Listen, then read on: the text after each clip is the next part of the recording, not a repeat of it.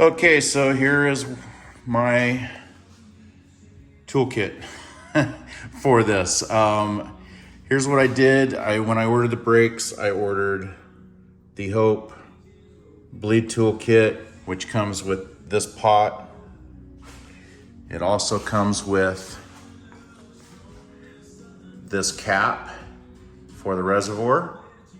This allows you to add volume to this end while you bleed the brakes, so you're not constantly refilling the master cylinder.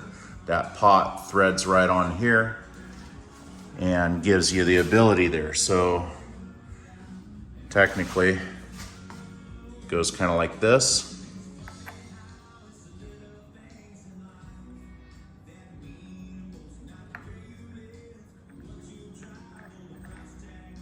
Do this, lift the plug out of there, which opens up that hole. Fill this with fluid, and then you can freely bleed your brakes using the old school method of compressing the lever and breaking the bleed screw and doing the continuous kind of pump action there. Well, with the rear, that did not work. I haven't tried it on the front yet, but did not work on the rear. You know, if you take and you look here, I put this back. We've got the lever and master cylinder mounted. The line comes down, goes through the head tube, goes through the cavity where the battery goes, down through the hole, out the hole, should be routed down along here and up and around, and comes out a little cutout in the cover. For this, to make sure that I got a better transition, I pulled it out and routed it through here to try and kind of make the flow of air and fluid a little bit more natural rather than getting caught in tight bends. And then I have the caliper hanging here. So I made the caliper the low point. Typically it would mount here, but the drawback to that is the bleeder is on the down, because of the way it mounts. It basically mounts like this, right? Up here. So bleed screwed down low, so it's the low point of the caliper, which is not gonna get air to escape. So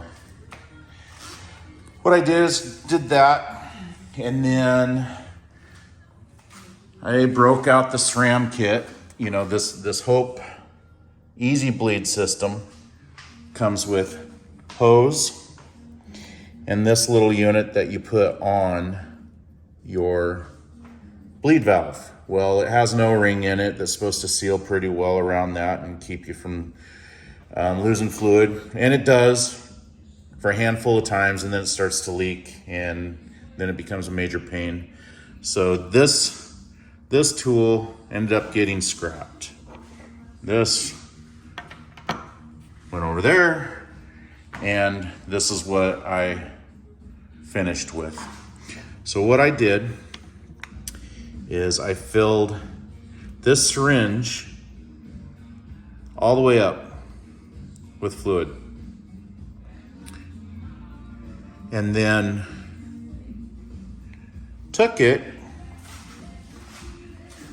and came over here and put, well, if you're familiar with the SRAM kit, there's tutorials online on how to get the air out, but basically you fill it, suck a little bit of air out of the line, you know, you clear this hose, get that air into this chamber, and then push it all back up so that this is full of fluid, and you get it to come out the tip here. Once I did that, I flipped it over, came over here, and I put enough drops through there, just with it raised up like this, until it made a puddle on top. Once it did that, I put this in, threaded in. There's a cool thing about the SRAM bleed tools. They thread right into this Hope bleeder plate. And then I just laid it over like this. And then I came down to the caliper with this syringe and a piece of Tygon fuel line for like a weed eater. You know, I think this is like 1/8 inch inside diameter. On my syringe, came over, put it on there, nice and tight, which I'm filming this with my phone, so if I had 3 hands, I could show you.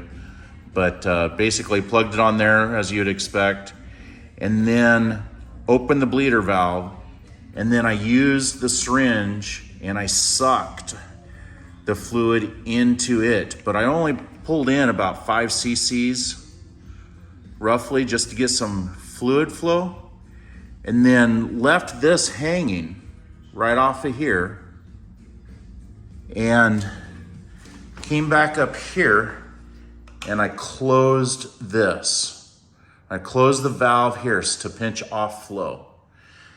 Then I came back down here and pulled this, pulling a vacuum.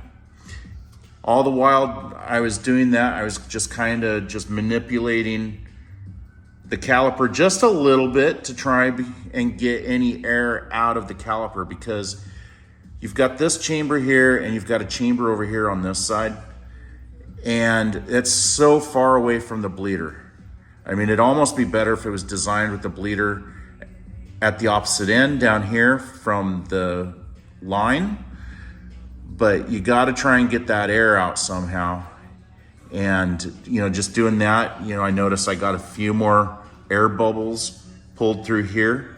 So once I did that, best I could, because you got to do this one hand down here, and while holding it, you know, if you got, I'll do it this way. So if you got your right hand and you're pulling this suction, well, it wants to go back the other way because you're pulling a vacuum. So you just got to hold it, and just hold it as tight as you can without letting that air back into there. And then come back up here, and this will actually be collapsed. Then open that, and what happens is it will suck the fluid in that's required from that vacuum to fill the void and fill up the system with that fluid. I did that just once after having a lever that went constantly was going to the bars. I did this one time and got a bunch of air out, and this firmed up a ton. I've done it like 2 or 3 times, and that's what I've got right now. I'm gonna try to do it one more time just to be ensure that I don't have any more air in here. But honestly, I feel like I nailed it. So, and then when you're done, you'll just unscrew that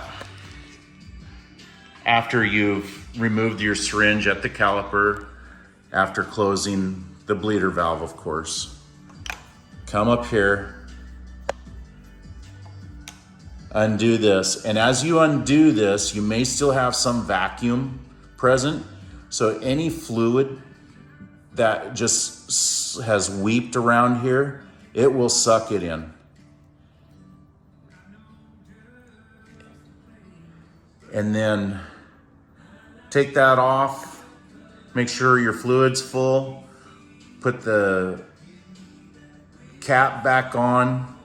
My suggestion is to fill it to the point where when you put that cap on, you are pushing fluid out and down and over the master cylinder onto a rag on the floor or whatnot to capture it.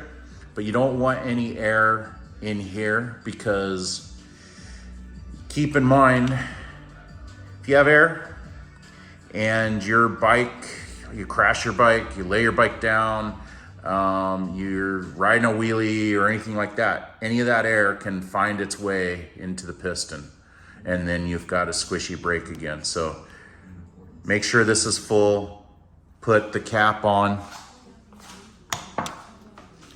and make sure that diaphragm has no air trapped under it. And the only way you can do that is just make a mess.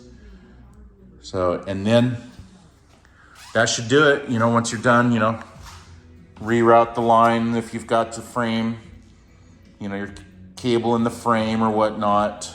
You know, obviously different design bikes, you may not be able to make this natural progression of the line or whatnot, but you know, that's my suggestion. It's what worked for me. After spending a couple of hours just frustrated watching videos, you know, trial and error, bunch of trial and error, that was literally in 5 minutes I had an awesome brake lever. I mean, this thing is pretty dialed right now. I suspect once I get it mounted and the wheel in, or it mounted on the on the rotor, the feel should be as good or better. So, you know, right now it's just pad to pad. They recommend not pulling the pads out or putting a bleed block in there or anything like that. Just compress them and go that route. So anyone that gets the chance, runs across my video here, I hope it helps you out, and yeah, have fun. Thanks for watching.